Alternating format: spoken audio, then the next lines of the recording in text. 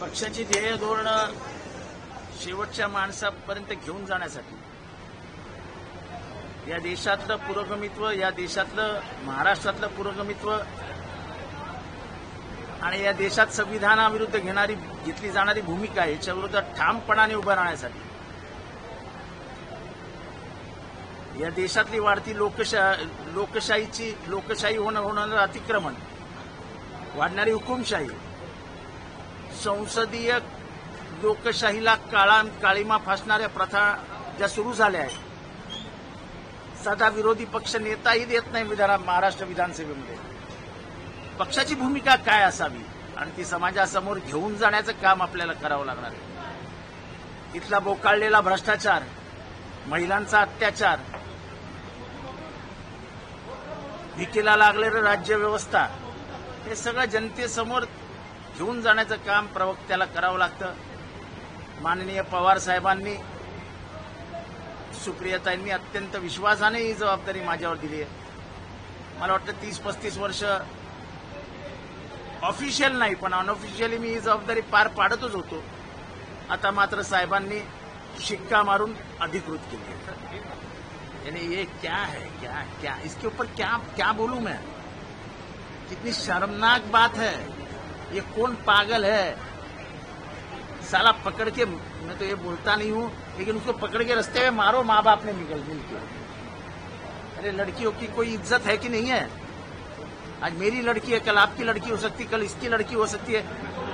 अरे यार मेरी लड़की है, वो लड़की अभी मेरी है ना. ये शर्म साले, क्या बोले यार.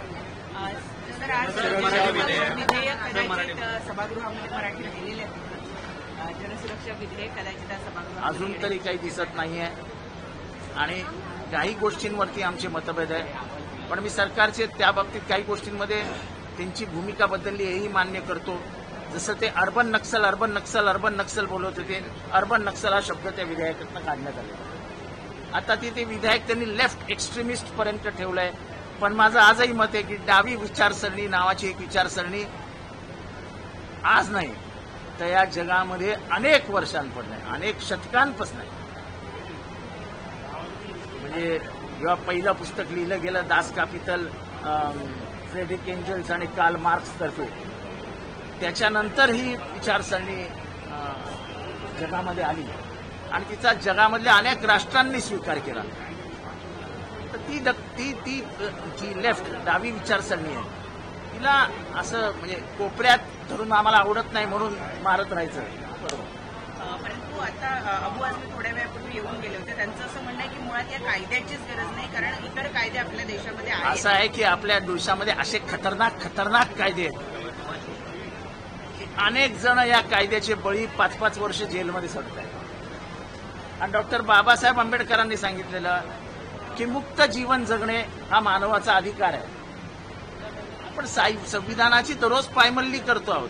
कसलं संविधान, कसले बाबासाहेब आंबेडकर. बाबासाहेब आंबेडकरांच्या विचारांचा अपमान जेवढा करता येईल म्हणून तेवढा आपण सगळा करत असतो. बाबासाहेब आंबेडकरांचं म्हणणं होतं संविधानाच्या माध्यमातून की पॅरल, बेल हा कुठल्याही कायद्याचा अधिकार आहे.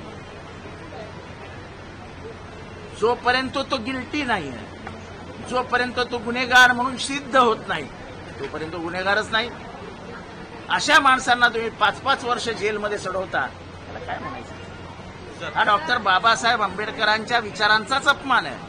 स्थानिक स्वराज्य संस्थांमध्ये एक दुर्दैवी प्रकार पुढे येतोय. मराठीत एक दुर्दैवी प्रकार पुढे आलाय. शाळेच्या मुख्याध्यापिका यांनी वर्गात म्हणजे त्या जर ती बाई असेल, जर स्त्री असेल तर मला त्या स्त्रीचे म्हणजे काय बोलावं यार. म्हणजे मी बोलूही शकत नाही की त्या पोरींबरोबर असं वागणं कुठल्या आईला शोभेल यार. ती आई आहे ना आमच्या दीपिका, तिलाही मुलगी असेल ना. त्यांचे कपडे काढून त्यांची तपासणी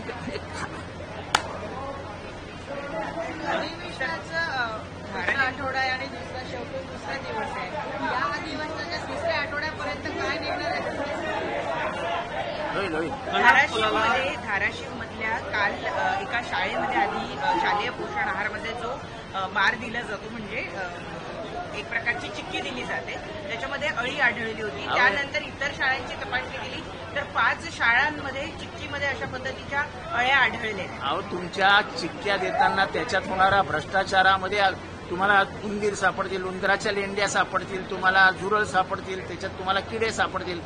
पैसेच खायचे म्हटल्यावर लोकांना किडेही खावे लागतात. काय मोठं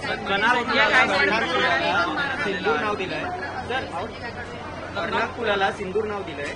एकीकडे पहलगाम मधील आतंकवादी आहेत, त्यांना पकडलं नाही, मात्र कुठेतरी गव्हर्नमेंट त्यांचं प्रोपोगंडा सेट करते का सिंदूरच्या नावाने कुठेतरी त्यांचं असं आहे की आतापर्यंतचा माझा अनुभव असा आहे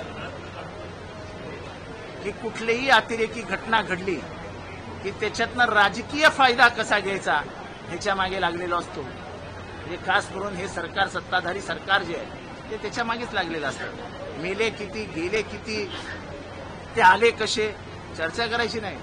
ते आहेत कुठे, चर्चा करायची नाही.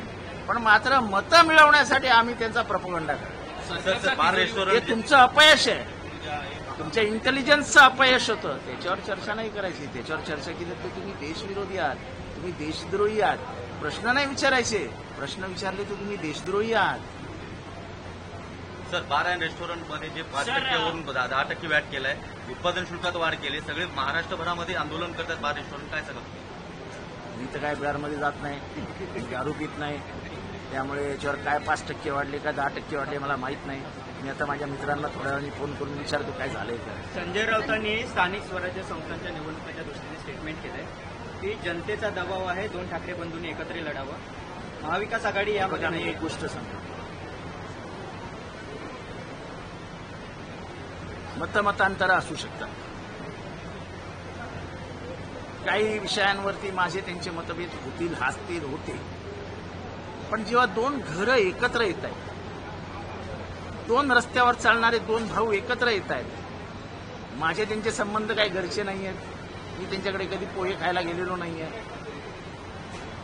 मी एवढा मोठा आहे माणूसही नाही की त्यांच्याशी जाऊन राजकीय चर्चा करीन.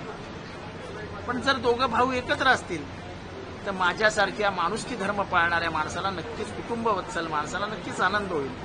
आनंद असला. महाविकास आघाडी म्हणून मग एकत्र मी राजकीय बोलत नाहीये, मी कुटुंबवत्सल माणूस आहे. 2 रस्त्यावर चालणारे 2 भाऊ एकाच रस्त्यावर चालणार असतील हातात हात धरून तर त्याचं स्वागत केलं पाहिजे. मुख्यमंत्री देवेंद्र फडणवीस यांनी एक महत्वाचं वक्तव्य केलं आहे की खरी शिवसेना ही शिंदेची आहे आणि खरी राष्ट्रवादी अजित पवारांची आहे. राहुल नार्वेकरांनी दिलेला निर्णय योग्य आहे म्हणून. मला वाटतं देवेंद्र फडणवीसजी हे निष्णात वकील आहेत, त्यांचं वकिली ज्ञान चांगलं आहे. सुप्रीम कोर्टाने याचिकेमध्ये राष्ट्रवादी काँग्रेस पक्ष जो अजित पवारांनी काढलाय त्याला एक खाली लिहायला सांगितलेलं आहे की द मॅटर इज सबज्युडाइज्ड.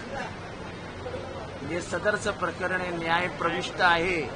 त्यामुळे त्यांच्या पहिल्या सगळ्या जाहिरातीत, त्यांच्या पक्षाच्या जाहिरातीत, त्यांच्या निवडणुकीच्या साहित्यामध्ये त्यांना लिहावंच लागतं की प्रकरण न्याय प्रविष्ट आहे.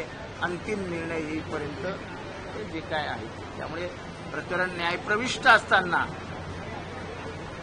मुख्यमंत्री देवेंद्र फडणवीसजींनी असं बोलणं म्हणजे आपण सर्वोच्च न्यायालयाच्या वरती जातो आहोत का हा प्रश्न निर्माण होतो. काल एकनाथ शिंदे अचानक दिल्ली दौऱ्यावर गेले, सारं काही आलं नाही वाटतं. मला ते दिल्लीत कुठे राहतात, काय करतात मला काय माहिती. तेव्हा हा प्रश्न मला काय विचार. MIM ने